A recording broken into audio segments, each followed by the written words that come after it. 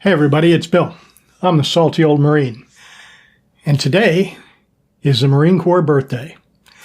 Not only is it the Marine Corps birthday, it is the 250th anniversary of the founding of the United States Marine Corps, my beloved Corps. So of course I'm doing a video. What else would I do? And for all my brothers and sisters in all of the other services, I celebrate you too. But this is our day, so bear with me if you don't mind. A little indulgence for the salty old Marine. Before we get started, do me a favor. Please click the subscribe button if you haven't already. You'll be doing the channel a lot of good. You get the word out to more veterans, and of course you'll be notified when more videos drop. So without further ado, let's get into it. Let me just take my cover off. I shouldn't be wearing it because I'm indoors and I'm not under arms. Every good Marine knows that. But, you know, I've been out since 1985, and I don't think the Commandant will mind. At least I hope not. When I enlisted in October of 1979, we didn't have these woodland camouflage, and it certainly didn't have the digis. It was interesting. We had what was basically left over from Vietnam. Our uniforms were camouflage. Our camis were ripstop poplin, very thin, and we starched them back then. Not during boot camp, but after we got out to the fleet. So we starched our camis, but they didn't have camouflage covers at that time.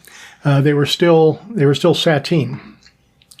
So we had aluminum tubes. They called them cover blocks, and you would wash your sateen cover, and you would stretch it while it was still wet over the cover block until it was good and tight, and you could adjust the cover block with a wing nut to make it, you know, really, really tight.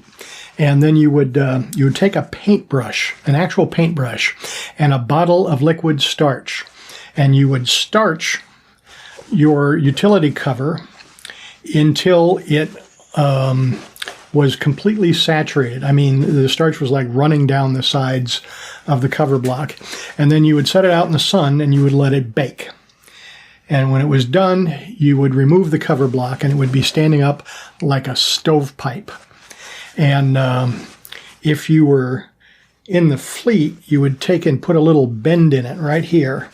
We called that a C-dip.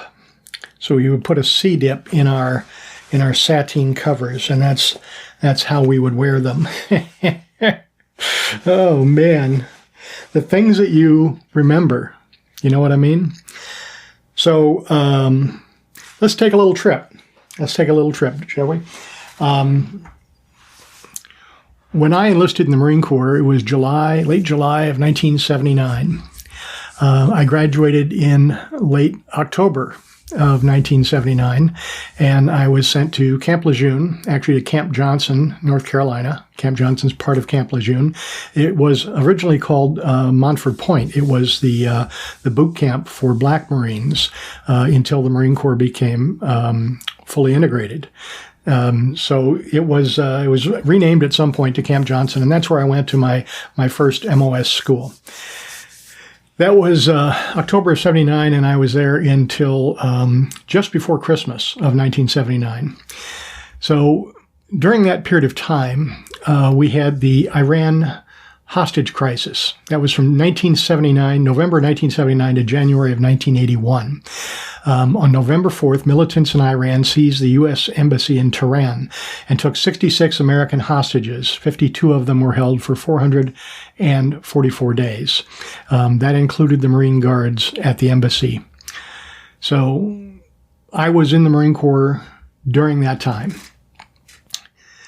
We thought we were going to go to war with Iran. That didn't happen. When President Reagan was elected, following a failed rescue attempt during President Carter's tenure, we When President Reagan was elected, he basically ran on the promise that we would be invading Iran and we would be getting our hostages back one way or the other. And so the day that he took office, Iran released the hostages. Some people, celebrated that, and I did as well, because President Reagan carried a pretty big stick. I don't think anybody doubted that he would do exactly what he said, especially the Iranians. So after this, we had more of a Cold War kind of situation. So they called this the period of the Cold War, from the late 1970s until the early 1980s. We were increasing our presence in the Indian Ocean and the Persian Gulf region as part of the broader U.S. strategy. And then we invaded Grenada, the island of Grenada, in October of 1983. I was in Okinawa, Japan at that time. In October 1983, U.S. forces invaded the Caribbean island of Grenada in an operation codenamed Operation Urgent Fury. Elements of the Marines, the 22nd MAU, participated in the amphibious and helicopter landings on the island. Although the Marines comprised less than 20% of the total invasion force, they played a key role in the amphibious component and securing key airfields. And then, of course, we had Lebanon. The Marines went into Beirut as part of a UN peacekeeping mission. And we took over a barracks that was in there in Beirut and made it our own. And on October 23rd, 1983, a suicide truck bomb attack was performed against the U.S. Marine barracks in Beirut. It killed 241 service members, most of them were Marines, plus 58 French military, making it the single deadliest one-day death of Marines since World War II. The magnitude of the attack changed the way the Marine Corps and the U.S. military thought about force protection, peacekeeping roles, and expeditionary presence in volatile regions. Eventually, U.S. Marine forces withdrew from Lebanon in 1984. Let me give you a little personal perspective on that. Again, I was in Okinawa when the Marine barracks was attacked. We believed that we would be going in again, just like with Iran. When President Reagan basically backed down and pulled the Marines out of Lebanon, we were disappointed. We wanted a fight. They killed so many of our brothers, and many Marines that I served with knew people who were stationed there and who were killed. I did not. I checked the lists very carefully. I didn't recognize any of them. But I used to read the articles in Leatherneck magazine while the peacekeeping operation was going on there, and I was very disappointed. Now, again, this is not something that is commonly reported these days, but let me just run through it real quick. And those of you who served during the same time I did, you might recognize this. The Marines who were part of that UN peacekeeping mission were not allowed to carry live ammunition. That's right. We patrolled the streets of Lebanon. We took sniper fire every day, incoming mortars every night into the compound. But we were not armed. We carried M16s with empty magazine wells and no rounds in our magazine pouches. Our magazines were empty. In fact, the enlisted club, there was kind of a put-together GP tent at the base there, had a sign on the outside of it called the Can't Shoot Back Saloon. Very disappointing. And then, of course, the compound was blown up, and all of my brother Marines died in that explosion. It was a truck bomb. It was carried out by Hezbollah, and it was funded and trained by Iran and Syria. And it was the beginning, although we did not know it then, it was the beginning of the attacks against the United States from Middle Eastern forces, from radical Islamists, that would continue until 9/11, culminating with ISIS and Al-Qaeda. That all began at roughly that time. And it was a very dark day in American history and in the history of the United States Marine Corps. Now, while I served, I got to do a lot of fun stuff, and some bad stuff happened. I was a military policeman. I've explained that before. I was part of MP Company, Headquarters Battalion, 1st Marine Division, which made me a field MP. We used to go out to 29 Palms all the time for combined arms exercises. I went to Mountain Warfare Training Center in Pickle Meadow, California. I went to Coronado Island and trained just for one day with the Navy SEALs. I got to go to Australia with Operation Freedom Pennant. And, well, basically, I got to do a lot of interesting stuff. I was just reminiscing with someone in one of the comments recently. He said, greetings from Fort Lewis. And I was there. We did some cross-training with the Army MPs, and I lived in a foxhole at Fort Lewis for a week in the rain. I also spent some time at Fort Hood in Texas. So, you know, we traveled around. We saw a lot of things. We did a lot of stuff. Of course, it was all technically peacetime. It was, you know, Cold War era.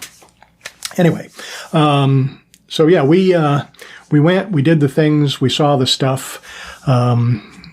We carried the M16A1. We drove the M151A1 before the Humvees came out. We ate sea rations, and towards the end of my tour, we switched over to MREs, and we considered them quite tasty compared to sea rations, but there were a number of people who were pretty good sea rat cooks, you know.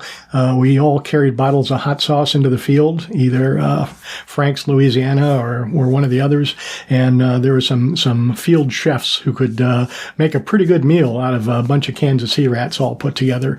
I like the scrambled eggs myself, but, you know, a lot of people like different stuff. The pound cake was good. The chocolate disc that they put in the sea rats was good as well. And, of course, you had to have a P-38, also known as a John Wayne, in order to open those cans. So, yeah, those were interesting times. I guess you could say they were fun times, and I was glad to be a part of it. As a military policeman, I was a first responder. There were plenty of bad things that happened. I was the first one at a helicopter crash. A Cobra gunship lost hydraulic fluid and crashed directly in front of me at Checkpoint Charlie at Camp Wilson in 29 Palms. I was the only one there. The pilot was killed like 50 feet from me, and I was there with him until the ambulance arrived. I called for an ambulance. So, you know, that's still with me. I saw a Skyhawk land on the runway, the expeditionary runway at 29 Palms, and burst into flames and cartwheeled down the runway. Pilot did not get out. He burned to death. And that happened directly in front of me, and I was the first responder to that. I saw a number of civilian car crashes on I-5, which cuts through the middle of Camp Pendleton. First responder, watched a man die directly in front of my eyes. He bled out while looking at me. And, you know, a number of other things like that. And that kind of stuff stays with you, you know. But all in all, it's been an interesting journey. So here we are, November 10th. And it's the 250th birthday of the Marine Corps. And I got out in 1985. So, you know, I've been out a lot longer than I was ever in. And I know things have changed. Times are different now. Yeah, all I can say is happy birthday, United States Marine Corps. I'm still proud to have served. I welcome and congratulate all my brothers and sisters who came after me and who continue to serve. Semper Fidelis to all of you. And let me put my cover back on here. Doesn't quite fit my fat head anymore. I can't quite get it 2 fingers off the bridge of the nose. Sorry, brothers and sisters. That's all I got. So let me say this. Semper Fidelis, and good night. Good night, Chesty, wherever you are. And yeah, that's all I got to say about that. We'll be back to our normal programming in a couple of days. I'm Bill. I am the salty old Marine. Please like, share, subscribe. Wish me a happy birthday. And as always, have a great day.